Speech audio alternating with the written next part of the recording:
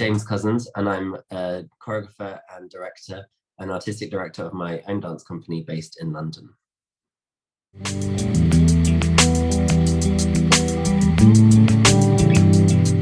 I feel like for a project to start, a few things have to align. Like it's not just one thing. Maybe there's like one seed, but in order for that to become a show, like several seeds sort of have to all fall into place to come together to make a particular show. Now, if I recall the last show that I made, which was a big immersive show at Battersea Arts Centre, which is an old town hall in London. It's amazing venue, and we took over the whole building. There was, I guess, one seed was a conversation with them around what would be possible within that particular building.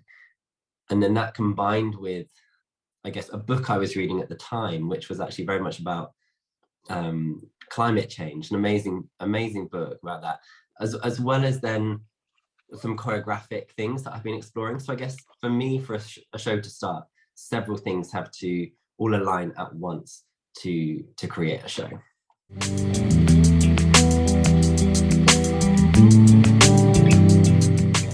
I think they are like, and it can be, previously it's been works of fiction that have sort of started something. This book was non-fiction. And often it's not like the whole book, it's sometimes just like it's an idea from the book, or it's just an image from the book. And I think those, it's when an image comes out, there's a really strong image for me. Like for this show, it was, the title of this book I was reading was called Under a White Sky. And just that as an image, I was like, oh, okay, this is a really like visceral image for me. It was talking kind of bigger about, we're going to have to, they're coming up with ways to reflect the sun back to stop burning, like heating the earth. So we're going to fly diamonds up into the stratosphere. And the more diamond we put, the sky's just going to become white. It will no longer be blue. And I was like, my God, this is like, as an image, I was like, okay, there's something I want to explore here. Books are super important to me in the process, and in sort of providing these images that then spark other conversations. And quite often the show goes off in totally, a different track, but it's allowed a sort of starting point for discussions with the whole creative team.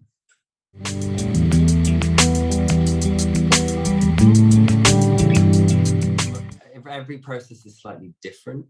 I think there are definitely things that always come into it that sort of overlap, but I guess one of the first things I have to do once I'm in the studio is generate the language of the work. And so maybe the process of creating that physicality has sort of become codified over time. Like there's a way now that I achieve that, but sort of getting to that point is always quite different. And I think it depends on who I'm bringing in as part of the process, like the designers, the composers, who's assisting me on it. Maybe like in the last show, I worked with also like a dramaturg as well. So, the conversations with them. I think maybe an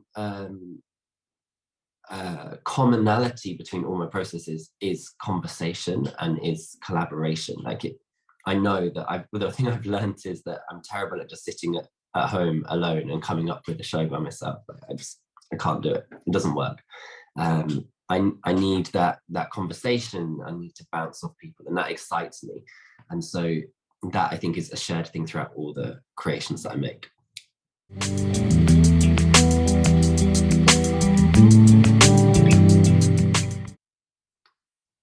Yeah, in terms of what comes first, in terms of all the pieces that create the show, I mean, I think the concept is there, the idea is there, wherever that's come from, but then the next piece, normally I think, is movement. And increasingly, I don't work with existing music, it's with a composer, although I do use a lot of existing I do bring in song and existing music as well, and I quite often I have a playlist that I'll just add songs to, and I'll be like, at some point I'm going to use this song in a show. It's a great song. Like there's been a George Michael song on this playlist of mine that it's been there for maybe 5 years or so, and it's like, at some point that I'm going to show. And in my last show, it eventually arrived in the show. And so there is music always there, I guess, as an inspiration or something that I'm like, this could work at some point. But I think the movement for me comes first, and then my composer will respond to that music. The lighting designer would then sort of respond to that. Because also the movement for me isn't just, I don't just create abstract work. So the movement is also generating new narratives and creates its own dialogue for the work. And then everything else sort of layers in on top of that. Yeah. Sometimes there are pieces of music, if there is like with this George Michael song, right? So that I'll go, this song needs to be in the show. And sometimes it's a case of going, oh, we'll just use this song over this thing we've created. But sometimes I'm like, this is a really specific thing. And so then I'll generate something in response to that thing, but that would come after having created a lot of other pieces of the puzzle, so that I know that something's missing and I need to create something that does X. And so then I'll generate that.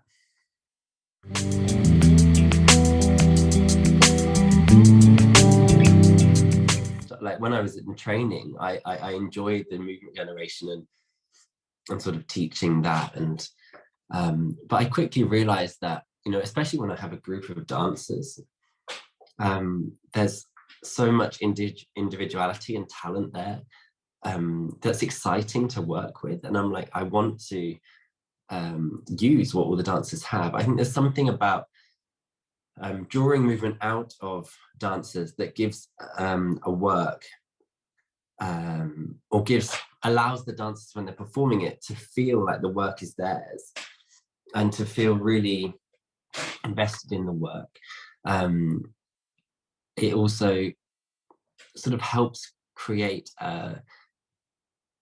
the individual language of that piece. The group of dancers that I bring together very intentionally, and it's deliberate because I know I'm wanting to create a certain world, and I think these people can help bring something to create that world. So yeah, it's never just me go in and be like, okay, we're going to do this, and this. It's the tasks and initially the tasks are quite abstract in a sense. They're not linked necessarily to the concept. It's just about creating material. It's giving us something to then work with that then can go through like layers of filters, if you like, to sort of get us to where we need it to get to.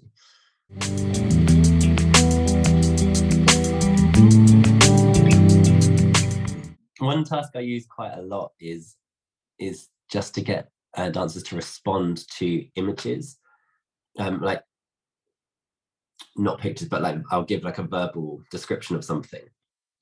And sometimes these are linked to, or quite often they're linked to, I guess, themes of the piece, like subtly. But they can be really literal things, like make a cup of tea, or they could be more abstract things. I don't know, or dance in the rain, something more open. And in that moment where you are today, like just respond to that. And you can respond in the most literal way, you can respond in the most abstract way.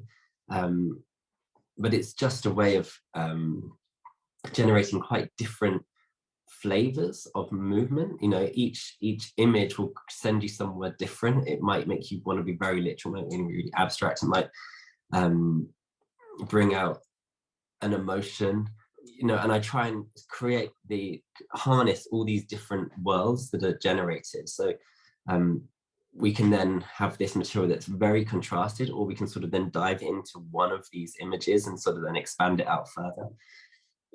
So that's what I quite often use as a starting point to sort of just create this language that we can then develop. I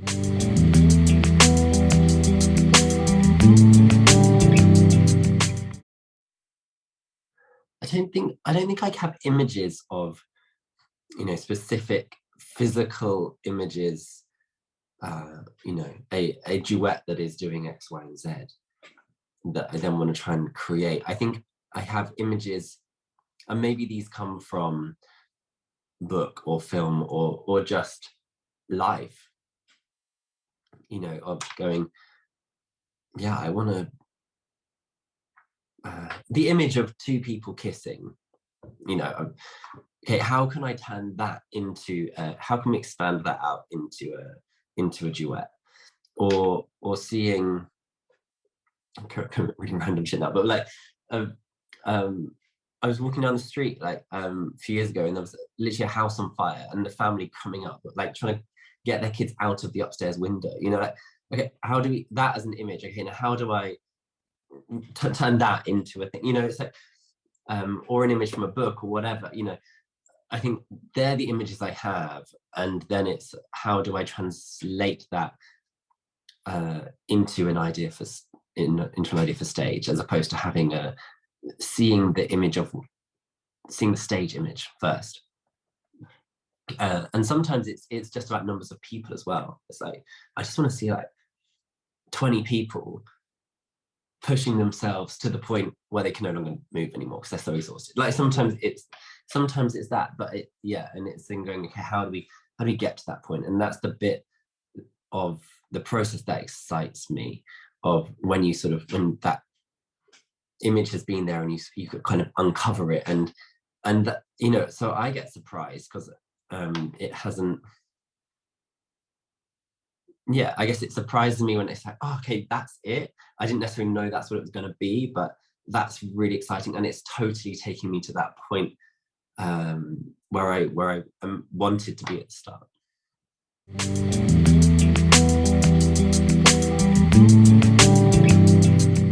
In a new process? I think there are lots of parts of the process that I really enjoy.